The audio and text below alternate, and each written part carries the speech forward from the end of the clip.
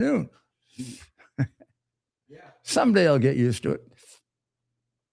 Well,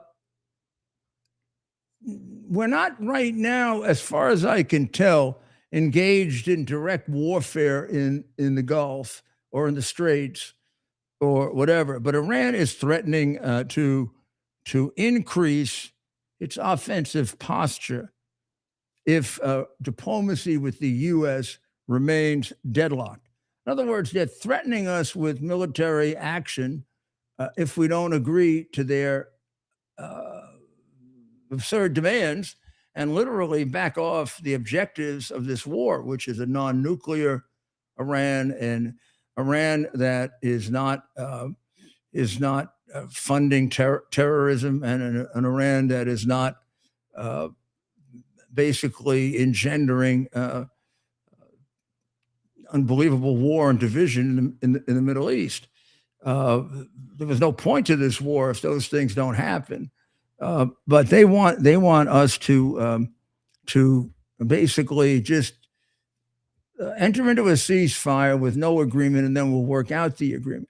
They also want us to do things that would be stupid and sophomoric, like remove all our troops before we do anything else, which they want the Israelis to do in Lebanon. They want Israel to reduce all their troops in Lebanon. Then Hormuz will give up their weapons, or Hezbollah will give up its weapons. The basic answer of the Israelis is to kill them. Our answer is to say no. I would prefer the Israeli answer, but that's not a bad answer to say no. Same thing in Gaza, although Jared Kushner has gone there to try to see if he can assist the cause of the Palestinians, I think. I'm very surprised at Jared. It seems to me that Israel should be left alone. And you handle both of those. They're not our problem. They're your problem. They want to kill you. Israel should be satisfied with whatever solution they are satisfied with in Gaza, which is right in their border and has killed many of them, including the 1,200 on October the 17th, 7th rather.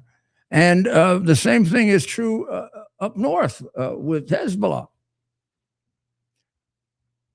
Why we submit to the pressures of lies about Israel and about Gaza and about Hamas.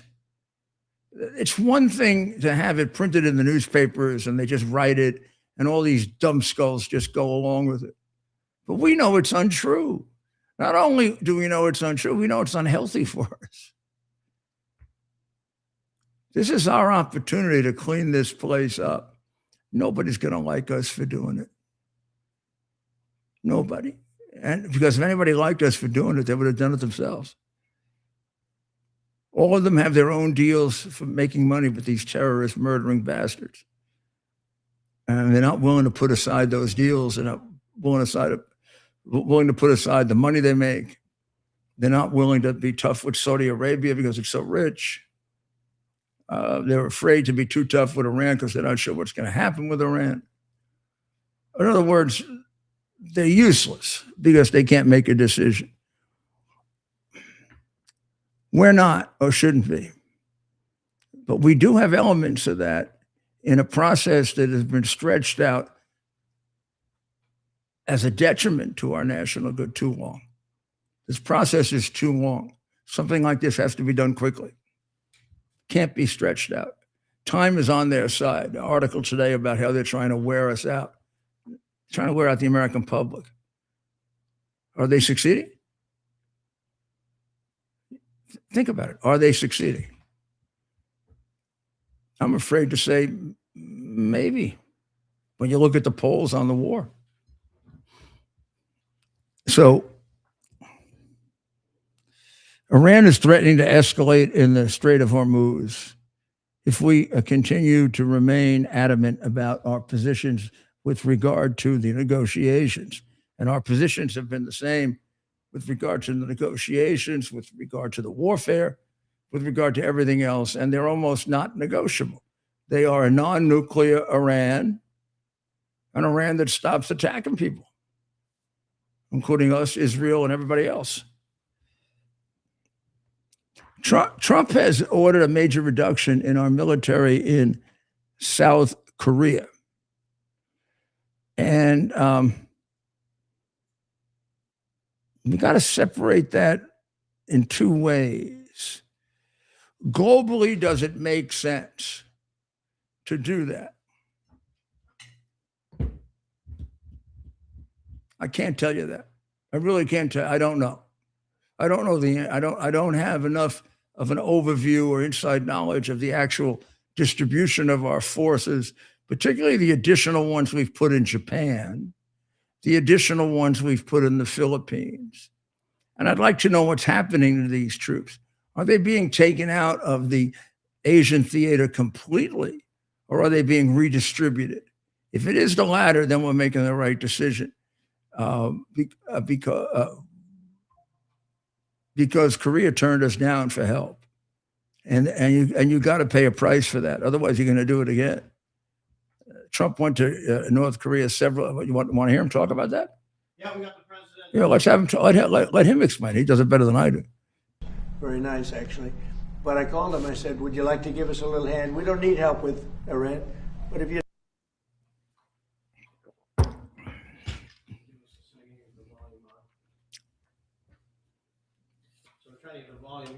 I said, wait a minute, we have 39,000 soldiers over there guarding you from...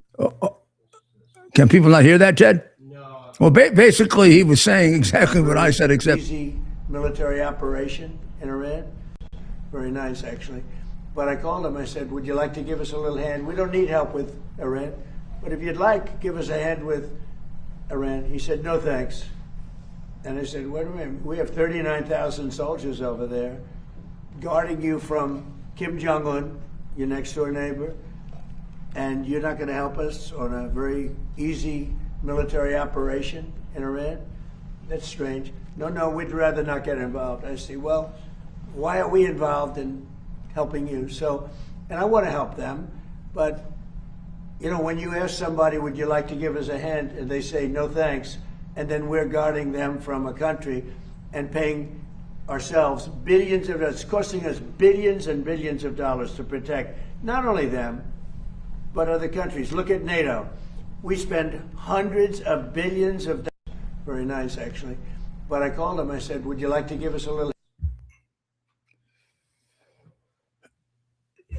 The president is piercing the absolutely useless alliances that we had that look good on paper, but don't deliver. All of that is a tremendous waste, not just of money, but it's a waste of resources. And it makes for very poor planning because you depend on them. If you're planning now, what are we going to do about China? And you have a North Korea that likes to turn you down. Well, how about we can't depend on them? Well, if we can't depend on them, we wouldn't want to see North Korea overwhelmed by South Korea overwhelmed by North Korea. But explain to me if North Korea completely controls South Korea, exactly what difference would that make to Japan or any place else? They just have a few more Koreans they had to deal with in the south of Korea. It would be nice if it didn't happen, but there are more important objectives in that area of the world, namely preserving Taiwan than South Korea.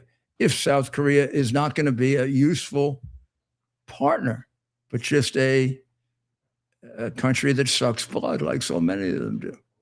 Japan's another story. Japan wants to fight and fight like hell. Korea also has reservations about Japan because of their history. There's no time to have reservations about Japan because of their history. Japan is historically the single greatest fighting force in Asia, greater than China, greater than Russia. And with given proper support, they're the army we would want to be with, like with Israel. There's no other army in the Middle East to be worth being with but Israel. Korea is number one. That unless you want to consider and go down much further to Australia, which is not right in the scene. But uh, when they have the right government, and they will pretty soon, they're going to go the way of right. Albanese is on his way out for sure. That's a extremely worthwhile alliance.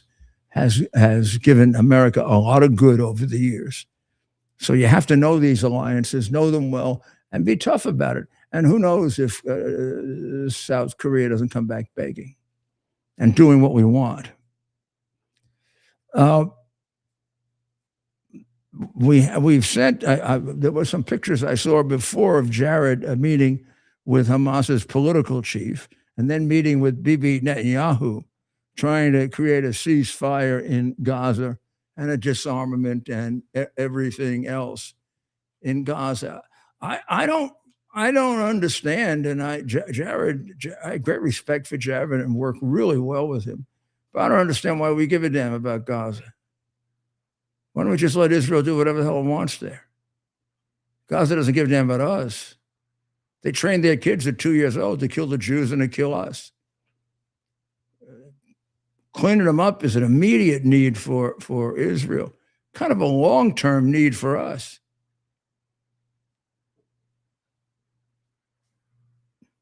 So the Gaza plan, the problem with the Gaza plan is not the plan. The plan will sound right on paper. It's, do we have, are our balls as big as theirs? They're going to say, we're not disarming until Israel gets the hell out of here. And we're going to say, oh, you think we're stupid? You think if we withdraw the Israeli troops from Gaza, since you haven't disarmed for a year and a half, you're actually going to disarm? Why don't you tell that to Democrats? So it's real simple. Give us all your arms. Let the Israeli army, which would be the best in the world for doing this, not some sellout UN terrorist force, let them be sure your arms are gone, and then they'll be happy to leave. But until then, we're with you. So what the hell is he negotiating?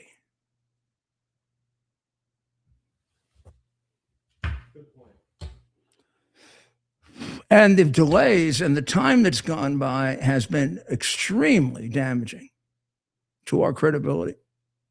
We've been at it too long for a great power. Hawaii has been hit by major storms. More than 180,000 people in Hawaii are without power. Really a shame, huh? Our hearts go out to them, and hopefully the federal government and FEMA can do everything they can to help them. Both China and Russia are under tremendous pressure. We think that the New York Times and all of the communist and pro-Islamic terrorist newspapers are convinced that we're losing this war. Yeah, but they're the ones that are drastically realtering their governments and their rights in Russia, for example. In Russia, the court is just took an opposition party, the Yabloko party. Even that name that they're allowed to have, they probably couldn't get any votes. Who'd vote for the Yabloko party? But just in case they would get 4 votes, they've been taken off the ballot. So that's what I mean by democracy. You know, Hitler was elected by the people, and Stalin was elected by the people, and It was sort of like a 2020 election, that kind of thing. Like Biden was really elected by the people. The reality is that they've taken the Yabloko party was not going to win the election, but they probably were going to get for them an embarrassing number of votes. It'd be a place where the people who are anti-war and are gutsy enough to register that in a so-called secret ballot. You go figure how secret it really is. they're going to be deprived of that opportunity because Putin can't stand even that. He can't stand even that. That's too much. That's too much for him. So we'll have to see what happens with this election. It's going to be very, very close. I wouldn't stay up all night to see if Putin's going to win or not. Right? That's today? No, it's coming up. But they got rid of the opposition party. If it was going to get 10%, if they gave it that. Democrats now prefer socialism to capitalism. Do you think they know what they're talking about? Is that a product of the Marxist infiltration of our schools for 100 years, or is it an indication of how dreadful our schools have become, and less than 50% are at reading level when they graduate? You nailed it. You absolutely nailed it. And we created a void with our poor education system. We didn't teach history. We didn't teach civics. We didn't teach finance or economics. And who fills that void? You know, it's a story as old as time. Socialists, they're calling themselves democratic socialists, communist, you know, infiltrate. And they certainly infiltrated the universities, but it goes even younger than that. And they've infiltrated and they've taken the place of that education. And that's kind of how it happens. Well, the college degree people favor socialism 71%. The Dems favor it 60%. Americans in general favor it only 35%. So this is a Democrat love affair with and you can imagine if it's 60 and 70% overall, what it must be among Republicans. I don't know if I have that number, but it's down to about 5 or 10. It must be even, I mean, it's just so incompatible with almost all of our values that it would seem like 5 or 10 would even be high. Right. To be fair, right? What? 5 to 10% of Republicans value socialism. Well, I don't know. I don't know. I think that's even Republicans, high. I think that it's just incompatible. 71% of young people view socialism favorably. 60% of all Democrats do. 35% of overall voters. Well, and you brought up the educational side of it, and those numbers go up with undergraduate degrees and advanced degrees. And who's been teaching these kids at these schools? Who are these schools hiring? We've seen it. We've seen it all over the news. People from the Communist Teachers Union. And, you know, I don't want to tie it into the anti-Semitism, but yeah, what are they learning at these schools, right? Like we've been covering Harvard, Columbia, all of them really, and University of Michigan, and they've been infiltrated. They've been significantly infiltrated. Communism has about a 100-year history going back to Dewey. And when did anti-Semitism become part of this? I don't think it always was. Well, it's hard to say because, you know, and if we're going to talk about an educated people, like our Jewish Americans are some of the most educated people that we have. And it's just crazy to me that's allowed to fester in there. But it's radical ideology. These people are far, far left at these universities and even at the business schools. You know, well, you're going to lose Jewish people who are far, far left. I mean, I was having a conversation with a very new Jewish Republican who had been a Democrat all his life. And he said, people don't realize that 20 to 30% of Jews are anti-Jewish. They're both anti-Israel and anti the religion. And are maybe socialists, maybe communists, or just atheists.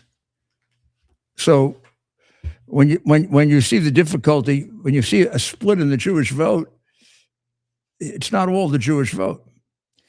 Okay, here's what some group, and probably more than just a little, making a big effort to take the bartender, take her out from behind the bar, sit her on top of the bar, put some makeup on her, get AI to talk for her, and they're trying to run her for president. That's AOC.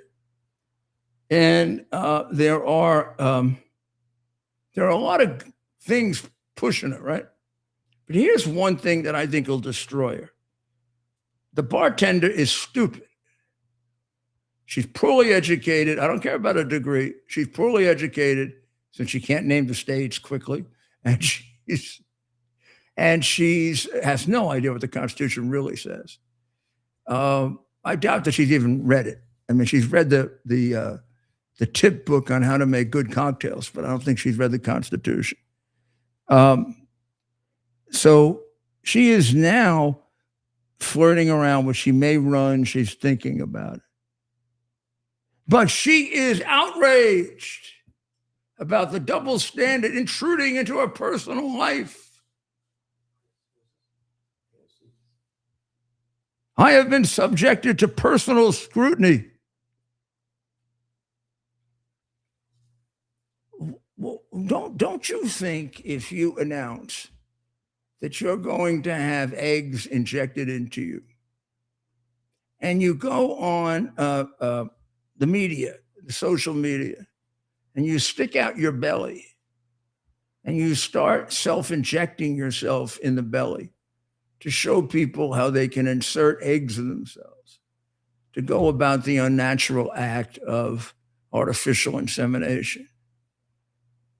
You think maybe you gave away your privacy? And let's just remind our viewers too. So what exactly did she do? She went on and basically went through the whole process of how a woman can. She wants to help teach women how to do this. In order to do this, and let's assume this is what her real motive was. She wanted to get votes. She completely opened her life up, her privacy. How can a woman who's doing that say, why are you invading my privacy? Yeah, that reminds me of when the two British people and the two royals, I can't even recall the names, but South Park made of them. They went on the worldwide privacy tour, right? You can't go on the worldwide privacy tour and expect to be private, right? Yeah, like you can't put it all out there. And yeah, exactly. Oh yeah. Oh man. Now tell me how that woman gets to argue that people are invading her privacy, because I mean this is a highly debatable procedure that has both biological, medical, and moral questions about it. Wait, so is she trying to herself have a child right now? What is she doing exactly? She's fertile. I don't know. She's freezing her eggs. Okay, freezing them. So she's not trying to, like I was going to say, if you're running for president, probably a, not I don't the know best why, time to have. I mean, I'd have to get Dr. Maria to explain this to me. But if she's freezing her eggs so that 10 years from now she can have a baby with them, they're going to have to come out of her body.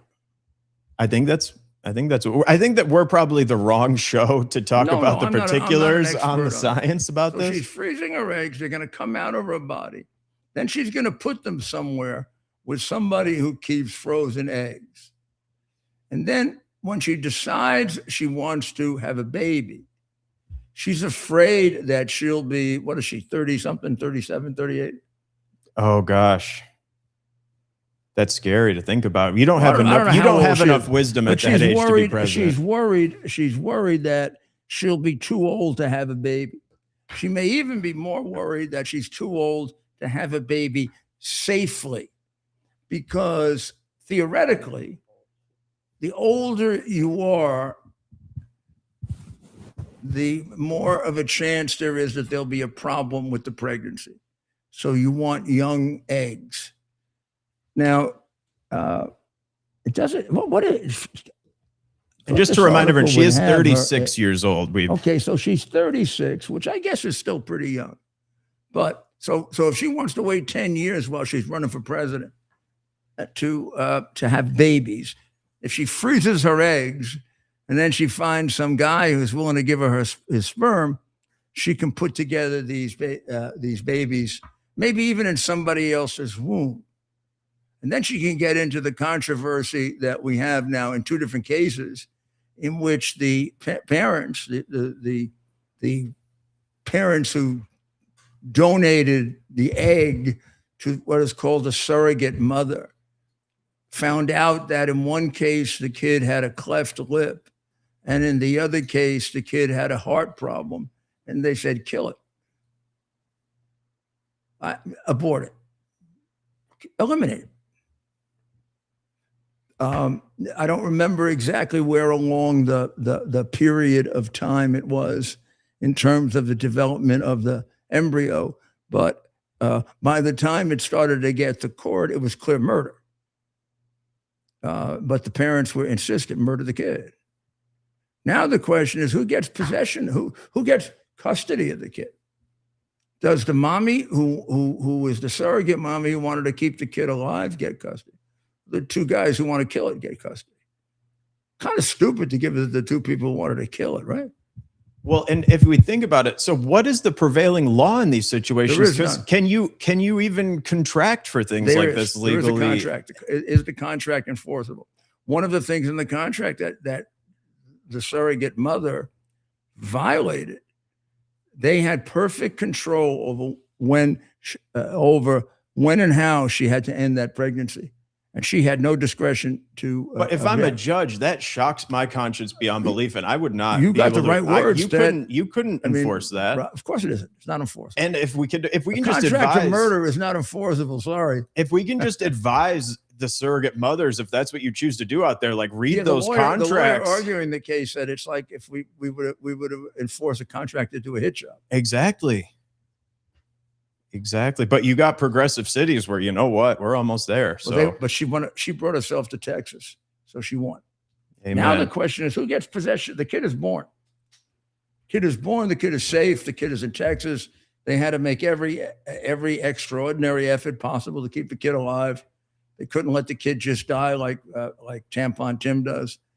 So now, I mean, I'm practically who gets the kid? I'm Solomon. The one who loves it gets the kid. And either way, if you want to kill it, you don't love it. We need to be praying for this child as well. Pray for this child, because this is not a situation that, she could ask for. How about the one with the cleft palate? The parents wanted to kill it. I mean, do you realize how well? Whoa. So AOC is arguing that people are being sexist because they are questioning her judgments with regard to this freezing of eggs. Well, if she didn't want them to do it, what the hell should she do it on national television for? I don't think I've ever seen. I've never seen anybody do that before. I think it's really hard, AOC. You better grow up. If you stick your effing belly out and you put stuff in it, people are going to start to question you. What if some terrible? I'm trying to figure that you gave up your privacy and it's open for public debate. So you keep yourself clothed modestly and keep your personal decisions to yourself, rather than trying to utilize them to get all the crazy socialist communists on your side who love this idea of artificial birth, because we can get God out of it completely. Wow. Let's make people as unnatural as possible. What if the whole origin of this entire charade or extravaganza is a dirty political consultant came with a poll and said, hey, you're going to get a serious bump if you do this egg freezing thing? I know there are people even on the right wing who are saying, well, maybe she wanted to be a parent. I don't know. That's one interpretation. The other is the other interpretation. You figure out which it is. Was this a woman just dying to have children who could not fulfill her life without having children? Or was it a woman looking for a 5-point bump on a pole, sticking her stomach out and going like this? You figure it out. We'll take a short break and we'll be right back while you're figuring out which of the two the bartender is. Here we are, pretty much at the beginning of the process here at this pristine, I call it a laboratory. It's not like a factory, it's like a hospital.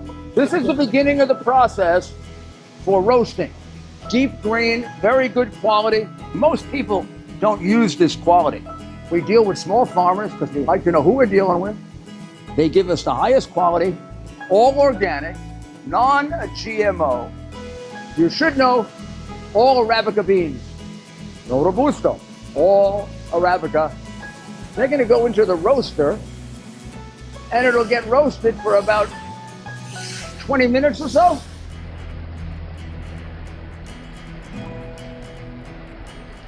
Oh my goodness, look at these.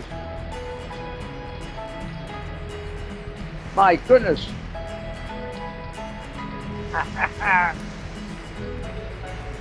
You're going to want to specially order these.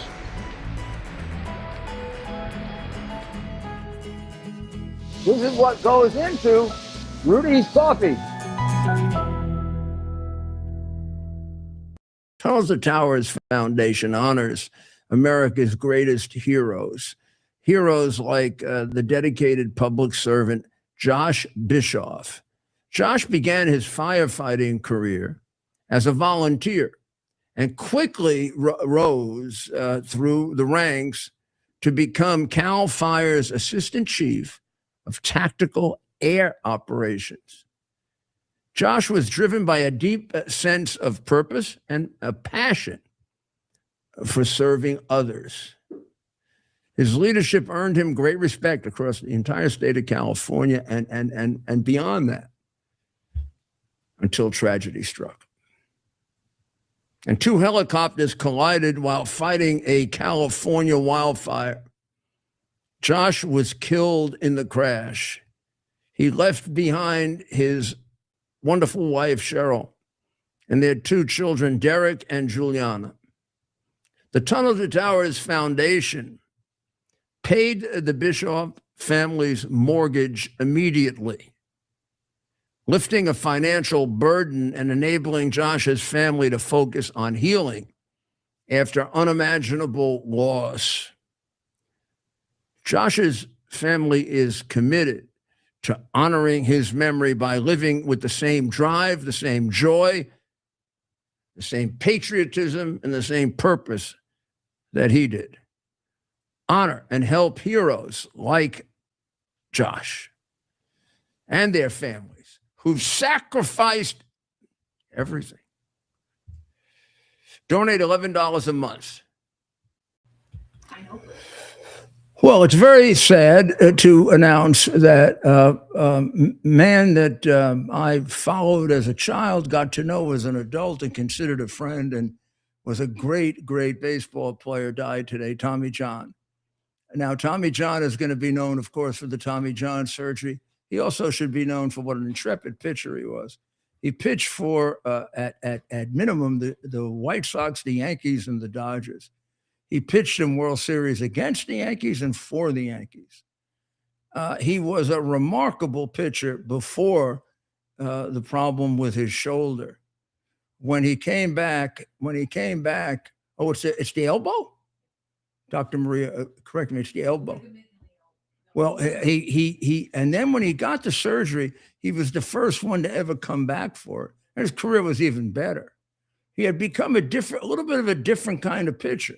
He was an overpowering fastball pitcher, and he became an extremely crafty pitcher, kind of like what I remember. He was a lefty also.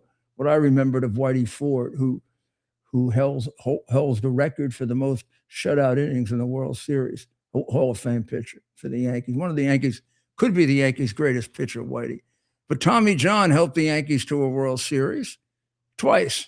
Once by losing for the Dodgers and once by winning for the Yankees. He pitched a game that I will always remember because I sat in the bleachers with my son, Andrew, and my best friend, Peter Powers, and we watched the Yankees win a must-win game when they were down 2-1 to the Los Angeles Dodgers. And he pitched for the Dodgers, and he pitched great. And then we finally got him like in the 7th inning and beat him. I got to know him really well. He was a very intelligent man, a very good man, very nice man. And had the courage to do that surgery and come back. Everybody else was afraid to come back after because they said it would ruin your arm for good. Now it's routine. I don't know if it's routine. Is it close to routine, Ted? Would you say it's routine? That's a good. I think as of, say 15 years ago it was. Well, he did it 35 years ago, 40 years ago. But I haven't. Have you heard of it as much recently? So yeah, a fair amount. Yeah. Well, I don't know if we heard it. Dr. Maria says it's the best surgery. They do it in the minor leagues now. Oh, for an unstable elbow. She didn't just mean of all surgeries. It has become so routine that they do it. Like in the past, they would do it if things were like terrible, awful. Now they do it. I'm not going to say as a preventive measure, but almost as a preventive measure. You'll see a lot of 18, 19, and 20-year-olds getting it early in their career so they don't have to get it later. A lot of it occurs in the minor leagues now, Ted. Yeah. That makes sense. And I don't know that it's routine surgery, but it's becoming routine surgery. The difficulty with it is if it's in the middle of your career as a big leaguer, you may lose 2 years. 2 years. Well, the best recovery you're going to get is 1 year. But you may need 2 year recovery. Not anymore, but you used to. Let's see. So the current pitchers, Shohei Ohtani, No, Tony was out recently with it. Justin Verlander, You're talking about Hall of Fame pitchers now, or soon to be Hall of Fame pitchers. Tariq Skubal, the Tigers pitcher who just got traded to the Dodgers. John Smoltz, recent great John Smoltz. Now you want to take a look at the ones that had in the minor leagues. It's amazing. You get a whole bunch of those too. But in any event, there's another thing in baseball we should note because it's very rare that you get a first time something in a sport as old as baseball. A baseball player for the Cardinals made his debut as a rookie, and he did something that no rookie in the 150 years of baseball or so has done. Do you know what that is? I do. I saw it though. So Oh, you saw it. I don't want He hit 3 home runs in his first appearance. There are a few that hit 2, but this is the first one to hit 3. And he did it as a member of the St. Louis Cardinals against their traditional long-term rivals, the Chicago Cubs. Now, Baez is an interesting story. Baez was a first-round draft pick at about 2 years old. I'm saying 2 years old. He was like 15 or 16 when they first brought him up. And but they've spent half a decade watching him fail. He when he came up, he was only like they had him pitching in the minor leagues at 16 years old. He got his teeth kicked in, as they say. And now, finally, after all this time, he's made it. And you see him there going around the bases. One of them was 449 feet. Swing and a high fly. And this is after having been a failure in the minors for quite some time until they gave him time off. He went like on a sabbatical for working on his swing, came back and he was a dynamo. And now you can see that swing is quite a swing, huh?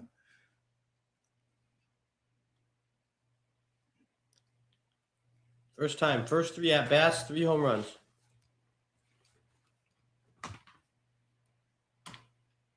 Quite something.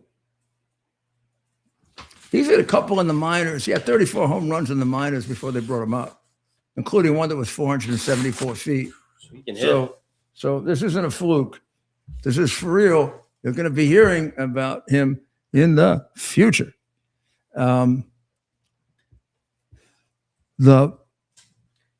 A very, very good suggestion that I think is really necessary, and it comes from Art Laffer and all the people who understand taxation better than anything else. Trump has kept the capital gains tax low, and that is a real benefit. There's a real benefit to about 74% of the American taxpayers. However,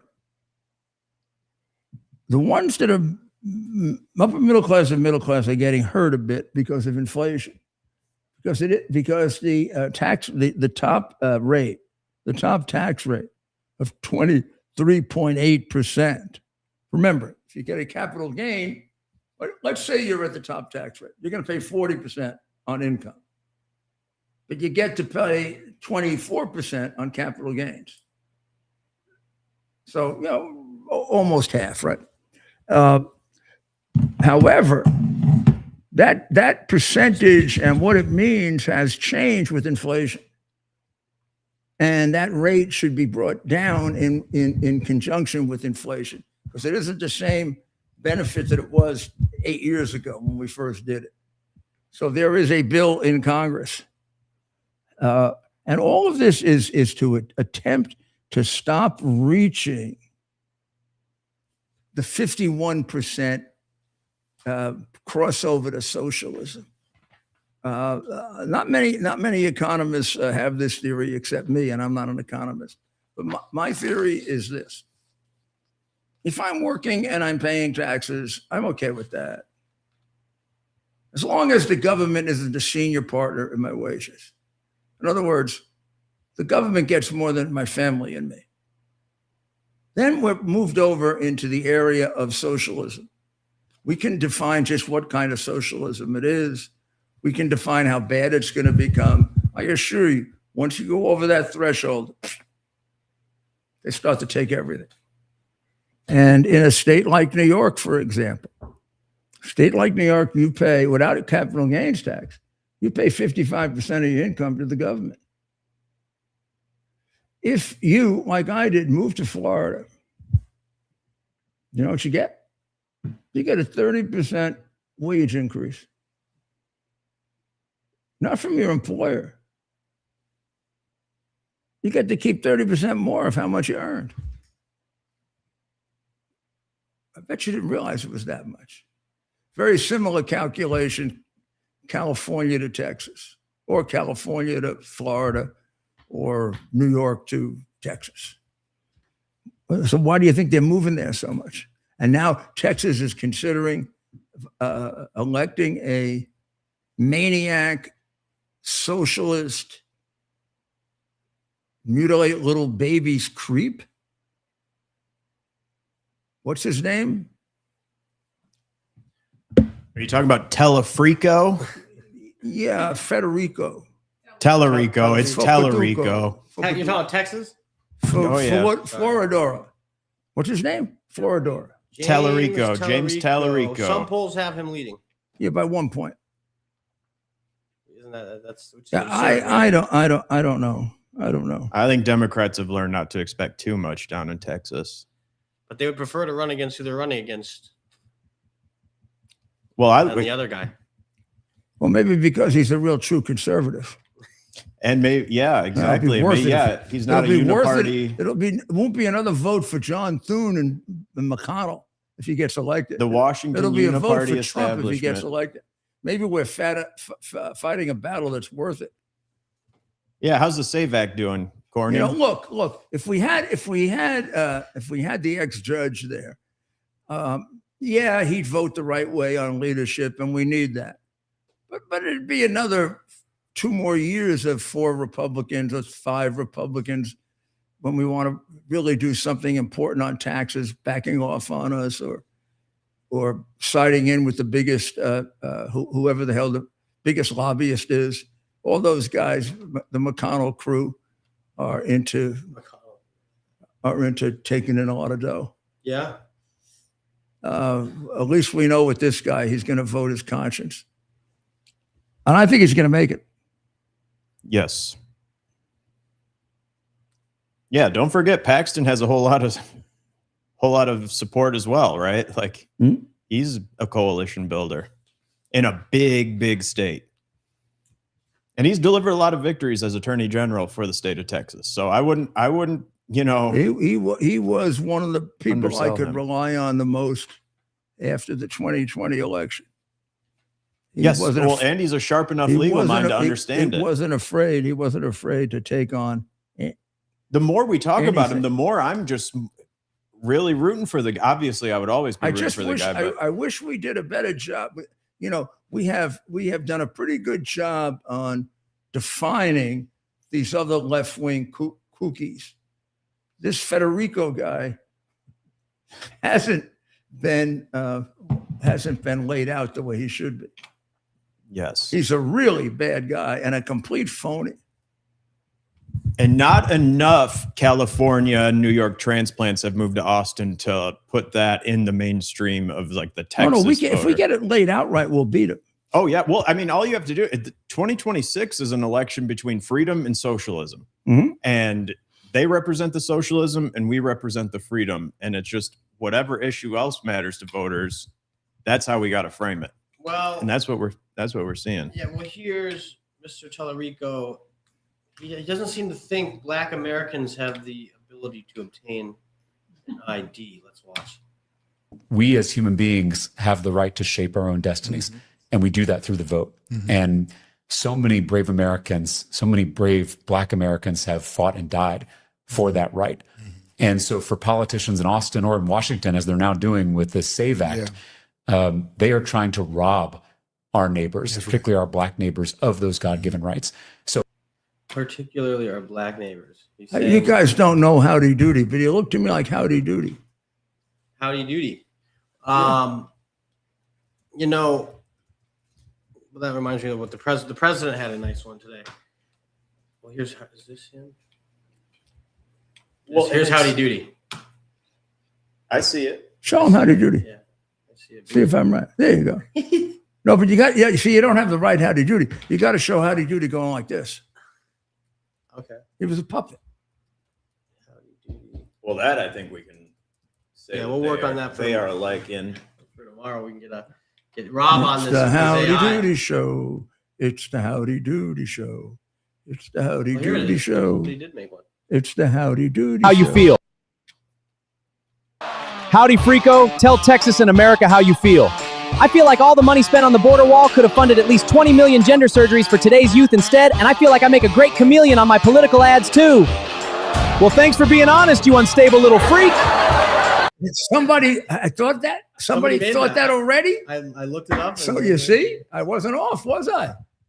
No, not at all. Did the guy do anything else? We got to find out. We're going to play all this stuff. Yeah, well, Well, we Take have a look for we it. have a whole general election to like have Man, fun I'm with this. surprised Trump hasn't come up with that. The best guy at picking out these little idiosyncrasies is Trump, but maybe we'll have to give it to him. Howdy Doody, howdy Federico, whatever the hell his name is. howdy, Tallarico. We'll do that one. President Trump today. Well, I'll give you another one. He does a big religious thing too. Howdy Doody, Howdy Doody's a big religious guy, except it doesn't prevent him from killing babies. But Oh man, it's funny. My father would always talk about the Howdy Doody show. When was that? when your father and I were young, So this is with Buffalo Bob Bill. John Ossoff. He is in Georgia. Oh, here's another communist. This is John Ossoff. So I want to show you John here, and let us know. And I'm going to show what the president had some comments about Ossoff. So I want to play that. And let us know if you agree with the president on this characterization. John Ossoff said you'd rather travel with your aide, Natalie Harp, and build the ballroom than do your job as president. What is your Who said response, that? John Ossoff? You mean Pee Wee Herman? Pee Wee Herman lookalike? Pee Wee Herman. No, I would much rather. He called John Ossoff Pee Wee Herman. Pee Wee Herman. Oh, you don't want that. I got to listen to Ossoff enough. I didn't even know he was in the Senate. Ossoff is basically like Obama. He's one of those people who like kind of copies Obama, right? He looks very serious. He looks like he's very pretentious. Yeah, exactly. This guy. Well, hey, he might be under attack. He's supportive of Israel He and wants to Jewish be- people. So I mean, he's probably an enemy in a He lot wants of to be Democrats' president. eyes. He wants to be president. This is someone I think Now look at that look. He's got that polished. if he wins, He's got it- that trained, polished look. Oh, of you him. can tell he's been working out a little Yeah. bit. I think he was scrawnier If he before. wins as a Democrat in Georgia, this guy's going to start thinking about 28. He's got to win the Senate seat. He's a smart guy, I will Look how say. important he looks. What is he saying? Do we know if he's saying anything? Bashing Trump. I We're just- purposely didn't want to play it. We're just Bashing- comparing him to Pee Wee Herman He's bad, and how much yeah. he looks like Pee Wee Herman. And it's a lot. I think my guy looks more like Howdy Doody than that guy looks like Pee Wee Herman, but I don't Fair. want to say anything. Fair. That's fair. So in New York City, which breaks my heart, and this happened last Friday. But there was a picture of where it happened today in the Post, and the minute I saw the picture, I don't know, I kind of broke up a little. This is a synagogue that back in about 2000, 1999 or 2000, I probably would have to say, burned. Here's the synagogue. This is a central synagogue. It's on 55th Street, and it's on 55th Street and Lexington Avenue. I remember one Friday in August of, I'm going to say 2000. I was driving home from playing some golf, and I got a call that Central Synagogue was on fire. And I rushed there, and I worked with my firefighters, and of course they made the decision, but I agreed with it, to send the firefighters into the top of that building. It was burning from the top. And the inside of the building got pretty much burned out, but they saved the core of the building. It took about 2 months to figure out if it was still structurally sound. It was. They raised the money to build it, and it finally was rebuilt right after September 11. And we did the rededication in December of 2001, and we did a funeral for a firefighter there, Jewish firefighter. It's one of the oldest synagogues in New York. It's one of the most. It's a work of art inside. It has a bit of a yes. It's an Ashkenazi congregation, but it's a little bit of a Sephardic look, a little bit of a Mediterranean look. And the rabbi who now lives on the West Coast, and I occasionally still talk to him, was absolute genius. And he let me give talks there, which I did, because I love to. You give me a chance to talk about religion, and I'll go on forever. And we would have conferences there, and we saved it. My fire department saved it.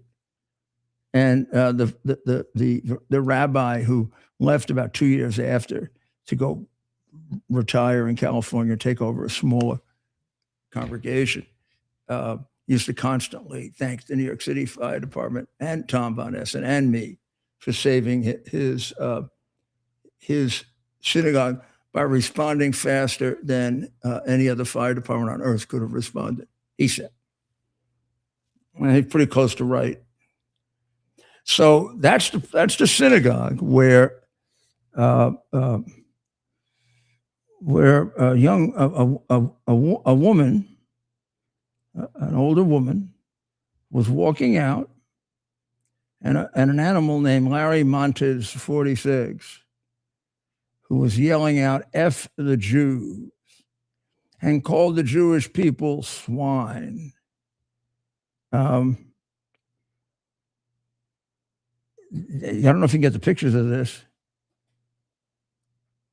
Attacked Michelle Annenberg Poma and almost killed her. I would say the Israeli council from Israel to the United States had the courage to make the following statement, to which I heartily give my endorsement. The attack on Manhattan Central Synagogue is a direct result of Mayor Mondami's sustained campaign of incitement, said Counsel General Ophir Akunis. I warned that words would turn into action, and that is exactly what is happening. Mondami has failed to protect New York Jews. It's not enough to issue weak condemnations, which it doesn't even always do. Action is needed.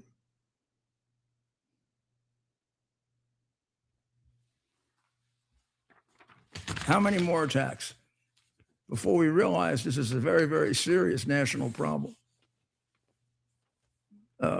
Washington, Los Angeles, Michigan, Florida. They're going after Jews all over the country. Sound familiar? Probably not to the ignorant who don't read history. Probably that passes over. Hopefully everyone on my show understands what I just said. But if I was probably just on general television, half of the numbskulls wouldn't even know what I was talking about. And the other half probably like them.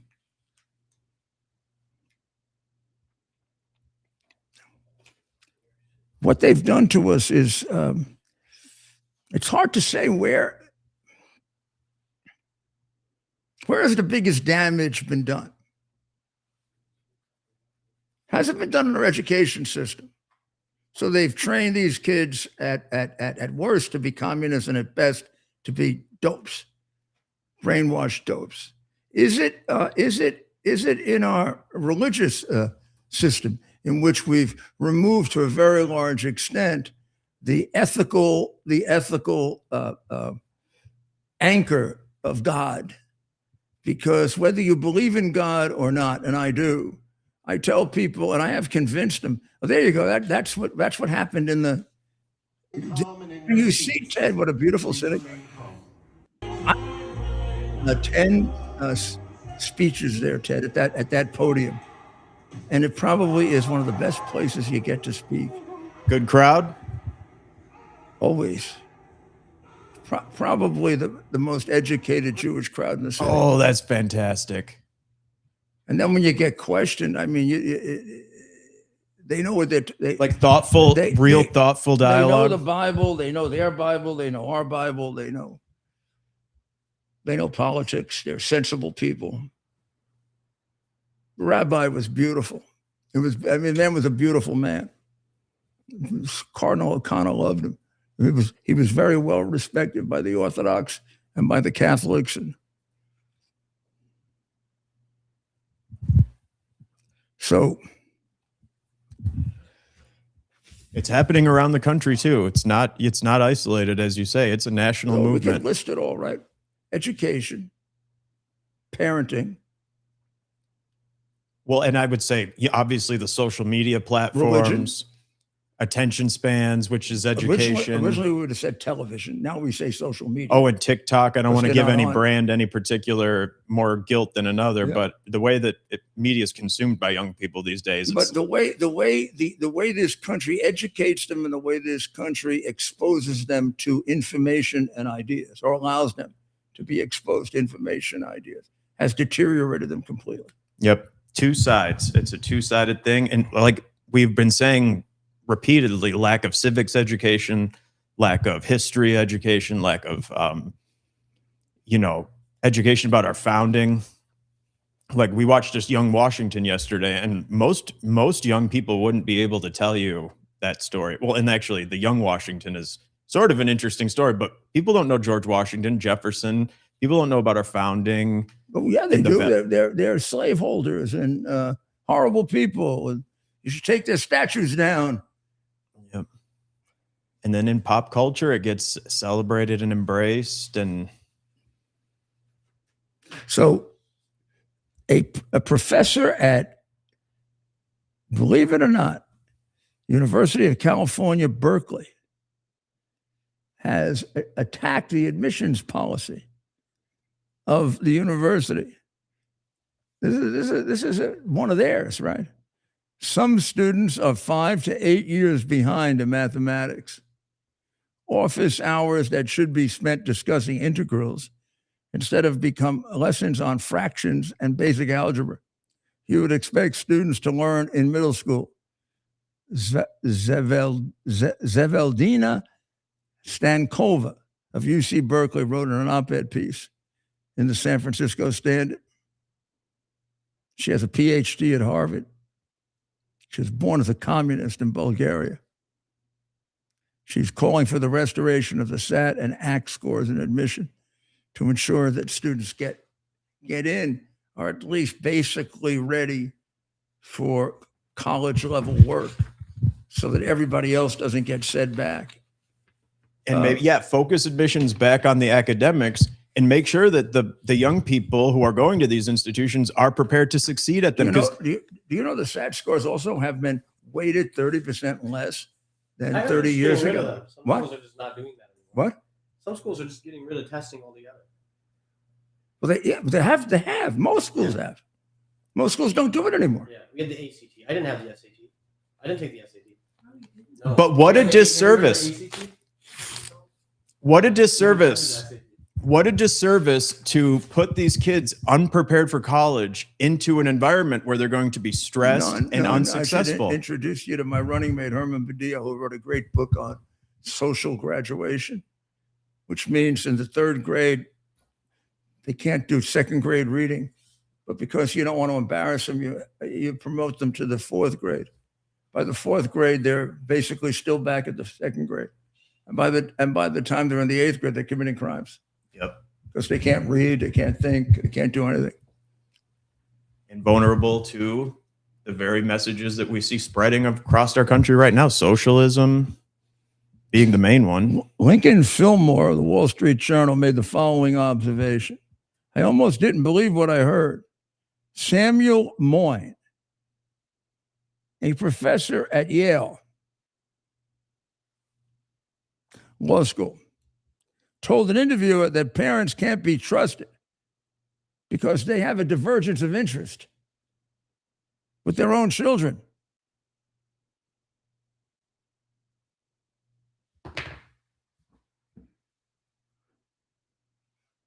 What the hell does that mean? In what capacity is he referring?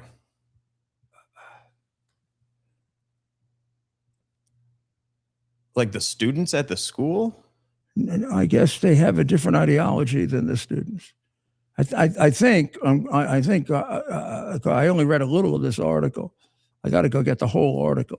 I think what he's saying is the parents tend to be more like Trump people. Is he regularly talking to the parents? How does he know? Because see, that's the thing. I think that at a certain point, you have to become an adult, and like your parents shouldn't be calling your professor at Yale Law School. I don't know if that's the context that we're referring to, but that to me just illustrates the coddling of our nation's youth, right? If your parents are calling your law school professor. You don't even have to get to be socialist, communist, DSA Democrat. And they believe that the parents should be excluded. Wasn't the whole election in Virginia in 2022 about this? Oh yes, They if it's believe about that the young, get the parents out. Let the state decide.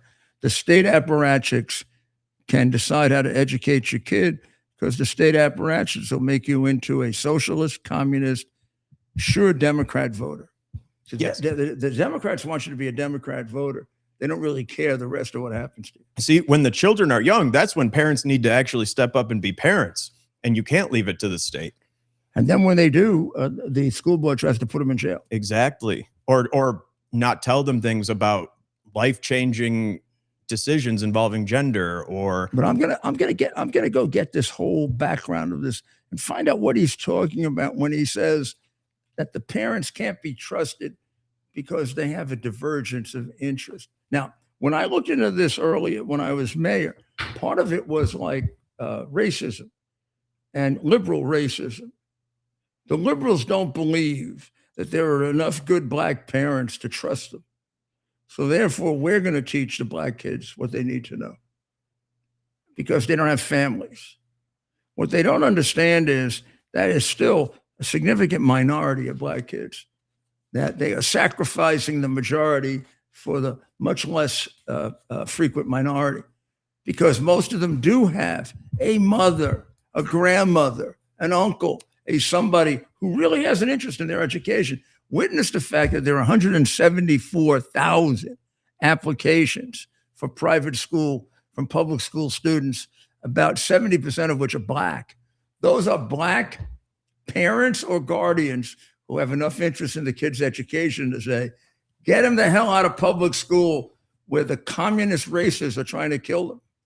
Well, no one supports charter schools like the African-American parental community. And nobody is against it like the African-American politicians. But I'm worried that you're actually ascribing too noble of values to the people who are trying to, they know what they want to indoctrinate the kids from a young age and make the state more in control and limit the old-fashioned traditional values. Do it for money. I think they do it in order to get the money from the teachers union and don't really give it like, look, if Black politicians had been really effective and honest and straightforward, most of your poor areas would be gone, because a lot of the money that was intended for those poor areas went to them and their friends and their political causes. I mean, we've put billions, if not trillions, into curing poverty, and we've helped. Poverty is less than it was. Nobody will admit that, but it is. But we've done very, very little, except for a certain period of time, and then reversed it all with Obama and Biden to make people who are at the much poorer end of the spectrum understand the value of work. And it's the politicians who avoid that because they wouldn't have their dependent vote then. Exactly. So here we are, beginning of the week. Monday. And we've already covered everything. We'll see you next week. No. We'll be back tomorrow. A lot to cover, a lot to go over. We're primary elections. We're getting ready. We got a couple more primaries left that are very important. We got an election left where 80% are telling us we're going to lose, which means we're going to lose America. I don't believe we are necessarily going to lose, but I'm going to spell out to you at some point in the next a couple of days what it would mean if we did, because they're trying to take your country away. They're trying to take your culture away. They're trying to take your civilization and your religions away. They're trying to take your parents away. Whether it's the communists or the Islamic extremists, they've come together in a mutuality of interest. That could crack up at some point, but not right now. And then you get a couple who as human beings, combine them, like Mandani. He's an out-and-out communist and an out-and-out lover of Islamic extremism and violence. Well, you got to stick with us because we got to find the ways to fight back. And they start off at the ballot box. So we'll be back tomorrow. You go over to Lindell TV now and watch Dr. Maria. Or I guess at 8 o'clock, right? 8 p.m. 8 p.m. Right? Because we end now at 6. I didn't even think of that. See, 5, really? Who knows what time we end? I know we just end. The only thing I know the difference is I have time to eat now. And watch football, right? God bless Israel, Iran, Ukraine, America, and our president, so that God continues to guide him in the right direction. Because ultimately, God bless America. It's our purpose to bring to bear the principle of common sense and rational discussion to the issues of our day. America was created at a time of great turmoil, tremendous disagreements, anger, hatred. There was a book written in 1776 that guided much of the discipline of thinking that brought to us the discovery of our freedoms, of our God-given freedoms. It was Thomas Paine's Common Sense, written in 1776, one of the first American bestsellers.